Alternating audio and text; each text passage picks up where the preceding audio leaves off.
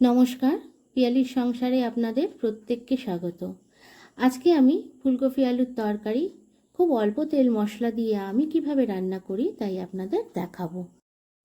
প্রথমেই frying pan বসিয়ে 2 table স্পুনের মতো তেল দিয়ে আগে থেকে কেটে রাখা মাঝারি সাইজের ফুলকপির টুকরোগুলো দিয়ে লাল করে ভেজে তুলে রাখলাম।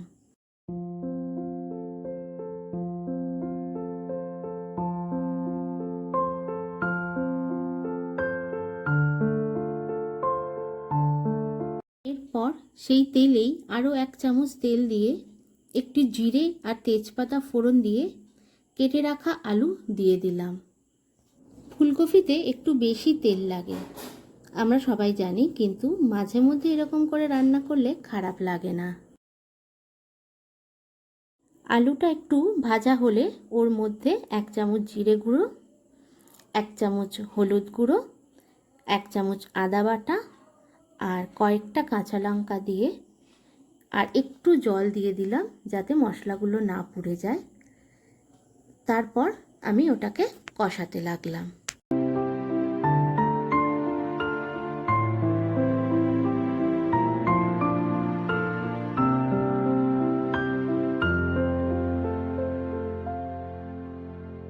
মশলা কষানো হয়ে গেলে এরপর স্বাদ মতো লবণ দিয়ে একটু নাড়াচাড়া করে জল দিয়ে দিলাম।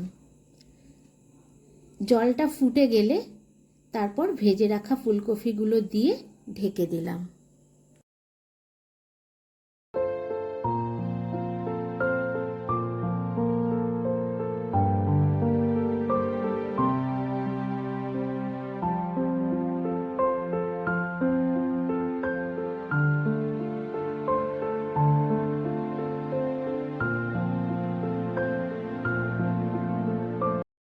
দশ মিনিট পর ঢাকা খুলে দেখে নিতে হবে ফুলকপি আলু সেদ্ধ হয়েছে কিনা। এরপর আমি এখানে 1 চামচ গুড় দিয়েছি, আপনারা চাইলে চিনি দিতে পারেন, আর ঘি গরম মশলা দিয়ে নামিয়ে নিয়েছি। আমার এই রেসিপিটি কেমন লাগলো আপনারা অবশ্যই লাইক শেয়ার কমেন্টসের মাধ্যমে জানাবেন, আর ভালো লাগলে অবশ্যই সাবস্ক্রাইব করবেন। ভালো থাকবেন, সুস্থ থাকবেন। আজকের মতো আসি, নমস্কার।